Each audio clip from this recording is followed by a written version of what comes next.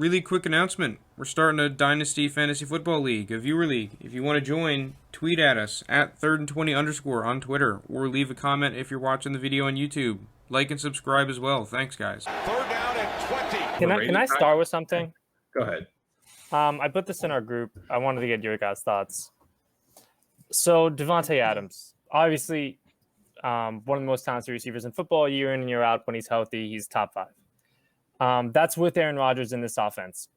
If you're trying to sell Davante Adams for peak value, and obviously if you're a contender going for a chip this year, I understand keeping it because he's going to put up another phenomenal season. He'll be a top 5 wide receiver. Yeah. Healthy. Yeah. Unless you're a contender. Like, even if you're just a playoff team, but not like the top of the top where you legit think you can win a championship, I think now might be the time to sell at peak value. Like, how much do we like to... Because it's not a guarantee that Davante Adams and Aaron Jones are going to go to the same team. Aaron Rodgers are going to go to the same team together. If anything, I think it's kind of unlikely. Because whatever team signs Rodgers is going to use most of their cap space on him. And Davante Adams is going to require around like $20 million or something. And so how much do we like Davante Adams if he's in a different situation? Like, let's just say he's like in Oakland. Like Oakland. Yeah, that's what I can guarantee you. Aaron Rodgers is going to Denver. Davante Adams is going to Oakland. I think those are probably the two most likely landing spots for those guys. And so how much does his price drop in 1 year? Amari Cooper was still solid on the Raiders his first season. But season. not anywhere I near. agree with you, Lounis. I'm out on Davante unless he's going to get the D-Hop treatment in your leagues. Then I would sell. Like, if you could legit get a wide receiver 5 price for him, go ahead. I mean, I would sell. I'm sure there's contenders in your leagues that you could get 2 first 4 or something for him. Part of the problem is that I don't think that the Packers offense is going to have another 50 passing touchdowns. And I think that might hurt Davante Adams more than you'd think, because I actually think that Tanyan is going to get more of a market share of that total offense next year, because I think he's a good player and he's undervalued. Davante Adams, on the other hand, I don't think it's just going to be a one-man wrecking crew as much as it was last year. It has been. Yeah. Yeah. I wanted your guys' thoughts. I know Frank's kind of with me. Are you guys, and again, unless you're really going for the chip, unless you really think you can win the chip, are you trading Davante Adams? It's weird. It's weird because you look at him. I just think CeeDee Lamb's starting to get really overrated right now. Where I don't even know if the CeeDee Lamb owner would say yes if I'm trying to trade Davante Adams for CeeDee Lamb straight. Well, CeeDee Lamb's viewed as wide receiver 9, right? Well, yeah, that's the thing. I wouldn't force a move, 7. but I would shop him.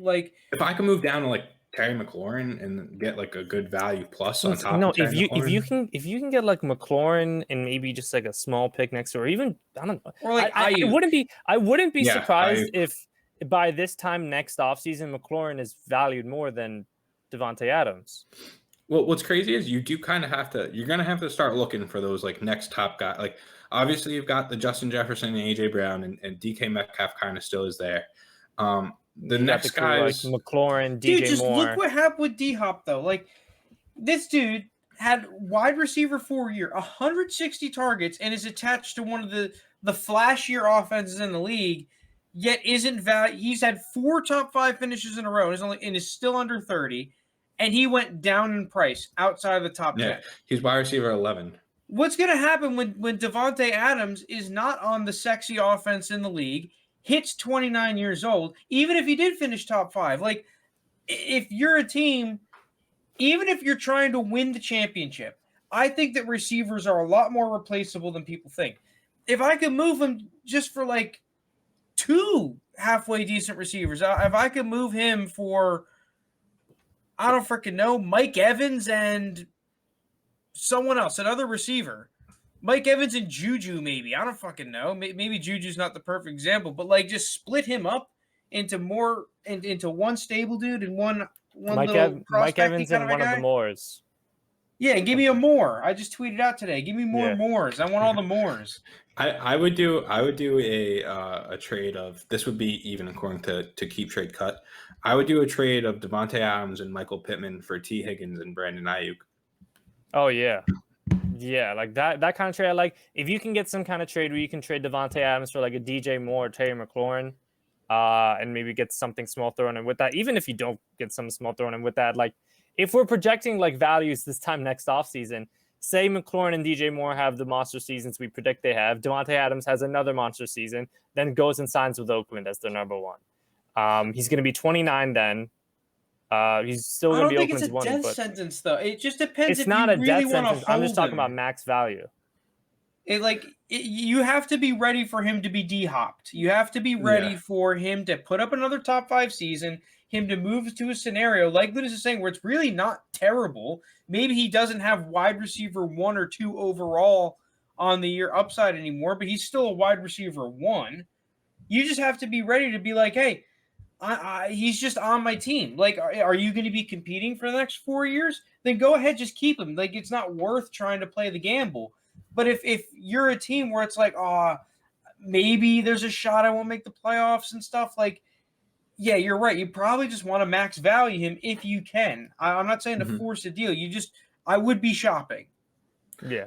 All right. I have an overrated tag on all of these other Packers receivers. I like Amari Rodgers. I think Amari Rodgers, if the Randall Cobb trade goes Aaron Rodgers doesn't. I think it's so overblown. Aaron Rodgers just wants a guy he can trust. He just wants an outside of Davante Adams. He wants a guy that, because like if you remember with James Jones, that was the thing. Like James Jones was not a superbly talented receiver, but he and Rodgers were on the same page. When James Jones went to the Raiders, he finally got over 100 targets and had like the worst year of his career easily. Goes back to the Packers when everyone thinks he's washed and puts up another good season. It's like that's what Aaron Rodgers wants a dude that he's on the same page with for those crucial moments. If it's a third down and a crunch time, Larry Fitzgerald last year for the Cardinals. Like you're not going to rely on Randall Cobb. You just want him for those clutch plays. The thing about these guys' prices though is that they're priced expecting Aaron Rodgers to be with them, especially right now where they're going to start seeing a little bit of a peak, where this is probably the only year that they're going to be with Aaron Rodgers. Like Amari Rodgers, you're getting him as a rookie where he's probably not going to see a whole lot of time in this offense. And then he's not going to have that quarterback there. He's probably going to have Jordan Love throwing to him, where I don't like Amari Rodgers at where he's currently ranked. I don't like Allen Lazard where he's ranked. The guy I was going to bring up was actually Lazard. I like him more than 86.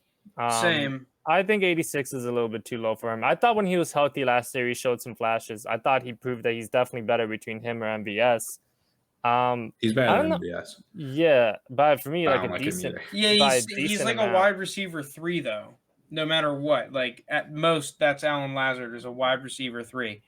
But one last thing about Amari Rodgers, though, is that if people in your league think that Randall Cobb really impacts him and you can get him at a semi-discount, oh yeah, that's true. Then I would go in for him because I'm not in love with Amari Rodgers, but I think that there's a nice little value opportunity there. If you're still drafting your rookie drafts and he's falling like the mid to late third, like. Yeah, I'd take a flyer. He's on him great there. in the third. If I can get him in the third, he's probably going mid-third. I think right now he's more talented than Randall Cobb. I know Rodgers wants Cobb just for the trust factor, but I don't know if Cobb at this point in his career is better than Amari Rodgers. Cobb's only 30 years old. Like you could have told me Cobb was 37. Yeah, but physically he looks older. Yeah. He just physically he's not nearly the same. It's just they need Cobb for that scenario. It's third down and 7, and Davante's getting doubled. And we have a site-adjusted route. Aaron Rodgers and Randall Cobb are going to be on the same page. You don't know like what's going to happen with freaking Allen Lazard or Equinemius. MVS is probably going to drop it. Yeah, let's move on. He's not even Equinemius isn't even the best St. Brown of the division. He's not. That's cold. It's closer than people think, though. Oh my god! Because I'm not big on Raw, but disrespectful. All right, the Vikings, in my opinion, it's Justin Jefferson and Adam Thielen, and then just nothing really. Like, you have some rookies that could show something. The disrespect to Smith-Marset, you asshole. Tell me your favorite thing about him. Tell me your favorite thing about him. He is his fast. vertical quickness. He's fast. Yeah, he's fast. He's fast. Zoom. Boom. Lounis. Right to the top. I'm fast as fuck, boy. Right to the top of the rankings. Lounis, I'm giving you 7 seconds. What team did Emir Smith-Marset play for in college? 1. Fucking 2. No, 3. I remember the jersey color. Fuck. No. 5. It starts with a fuck. 6. I don't want to say the wrong one because that's way worse. No, it was Iowa. I know because I didn't want to say the wrong one. No one cares about Henry Smith-Marset. No, I like him though. I was just scared of saying the wrong one because I figured it'd be better Frank. not to. Frank's the answer only than- guy here that likes him. Frank sold me on Smith-Marset. Yeah. Frank sold me on him. I became a believer. He's from Newark. Fun fact. You get him like he's a guy that has some nice traits. You can get him basically for free. Yeah, I mean, at the He's price going of like the fourth wide round. receiver 118. Yeah, you can get him in the 4th It's not round of the terrible. rookie draft. So Yeah. not a whole lot of. But I mean, this Other is than just that, I it's the don't. Justin Jefferson, Adam Thielen show. Like, Yeah, I'm so mad at and in myself. terms of- I'm sorry. I was just gonna say I was between Minnesota or Iowa. I was like, I don't want to say the wrong one. The thing is, he also played an offense that really didn't help out his stats a whole ton. I'm of the opinion that if you're good, you're good. Like, they'll build the team around you. I And think I Terry was- McLaurin at Ohio I was State. like a good enough team where they know. I mean, he Yeah, was a Terry decent McLaurin player is- for him, dude. Terry McLaurin is the one outlier. Look at this play. Look at this play on stream. I'm gonna play it on stream. Does this Don't show up on copyright YouTube us too too? hard. I don't know. Yeah, it shows up on YouTube. Okay. Look at this. Look at this burst here. Bang. I'm watching delayed, so I can't even. That is a nice burst. Split those two players, get in the end zone. He didn't get touched on this play. There's like looks 9 guys more who like could bad tackle him. defense than anything, though. They like No, look at hesitated this. to- Look at it. He's literally from a standstill and beats those gonna two suck. guys. This is gonna suck for podcast listeners. That one good, number 10 didn't even cut in on him. There's no pursuit. Yeah, no because he attempt. didn't expect the quickness. Like that's from a standstill position.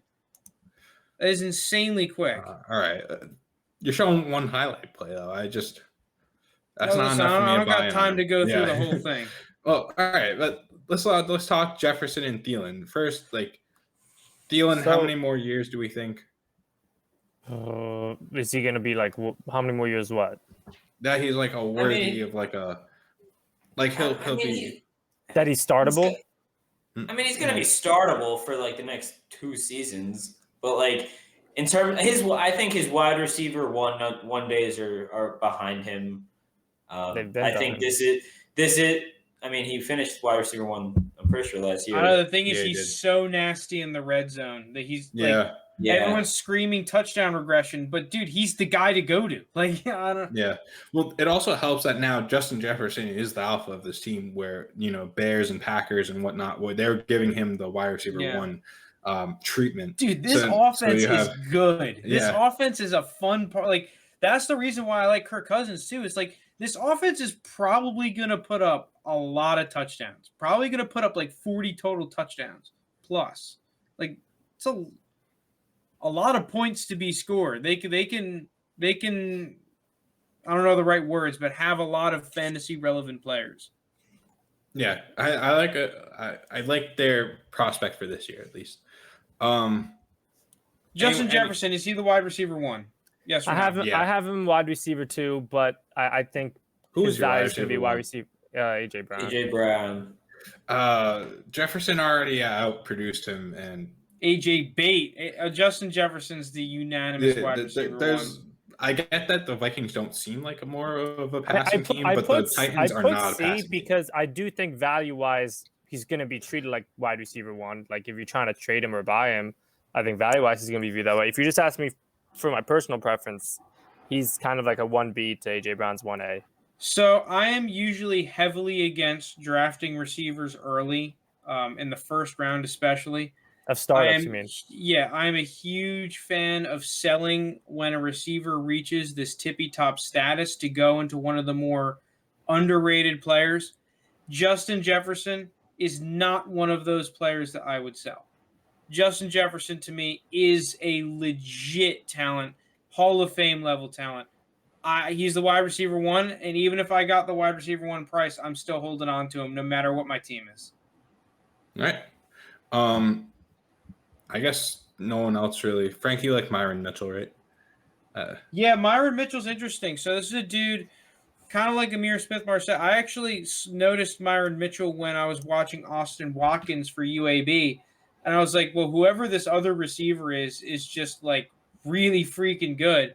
And it turns out that he was actually one of the draft eligible prospects this year in Myron Mitchell. I think the problem is that this Vikings receiving room is super crowded, but it is a team that has an emphasis on developing players, and I really liked Myron Mitchell's film. If you thought Amir Smith-Marset was free, I can guarantee you a good amount of the Dynasty community does not know who Myron Mitchell is or where he played. So he is super free. If you have large rosters, I think he's a good little pickup. Yeah, Myron Mitchell is currently – oh, I thought this would be easier to find him on Sleeper. But whatever. Moving on to the Lions, just throw your dart at which guy is going to be the one to produce from this offense. Quintez Cephas. We haven't. That's basically how it's going. I'm the only one who likes Amon-Ra. He's just overpriced. He's priced. I like him as a prospect. Like I said, I had him as. Do you think he's overpriced at 59? Prospect. At 59, I'm not paying that price, and he's probably you're gonna have to pay a higher price because someone just took him in a rookie draft. Like I just think he's overvalued in terms of price. In terms of the actual talent, I think he's very good, and he's a guy that is likely going to see the field because this receiving core is just trash. Myron Mitchell. I think him to see. Wait, what did you say? Myron Mitchell's owning 3%. 3% Dynasty. I'm one of those guys, I think, in two leagues. Frank I thought you said you liked Myron Mitchell more. I thought you were saying you liked Mitchell more than Amon-Ra. Oh, no. Here's the game you have to play. Do you want Amon-Ra or do you want Corey Davis? Because if you want Amon-Ra, then go ahead and draft Amon-Ra. If you want Corey Davis, then you're going to have to wait for and pray that Amon-Ra is there to you at the very end of the second round. Because to me, Corey Davis is worth like a mid-second round pick. Yeah. And if you like Amon-Ra, you're going to have to take – if you want to get him consistently, you got to pick him basically smack dab in the middle of the second. Or else a lot of other guys – like I saw him go in the early second in some of my leagues, So that's the game that I have to play. Like, do you really think he has that top 50 kind of guy? Or are you staying away? I'm not simple as that. I'm taking him later second, but I still like him. And but he's probably not going to be there. And like most, I'm going based on he's wide receiver 59. I'm thinking he is. Yeah, but that's like Corey Davis is not 59 more valuable but receivers. mid-second's a mid-second. 54, 59, he's a mid-second. Yeah, there's no difference between 54 and 59. I'm trying to think who in that range I'd rather own Amon-Ra than. Like Amon-Ra versus Michael Carter, I think I might take Amon-Ra. I don't like either. You put probably like the two players I like. You just at that spot. What about Amon-Ra or Tony, JT? Amon-Ra. I just like Tony's like a whole lot later. Najee Harris I'd have over Amon-Ra. Amon-Ra or Devontae Smith. Yeah. Okay, so are we liking any of these Tyrell Williamses, the Brashad Perrymans? Tyrell Williams is my guy that I think like. I like Perryman more than Tyrell Williams. If I had to take, I'd take Tyrell Williams, but I don't like either. I don't like Tyrell Williams coming off that injury. And Perryman at least has shown little things here and there over the last 2 years. They went out. No, Lounis, he showed something in your championship run. He won me a championship. Yes, I know. And that is the only reason.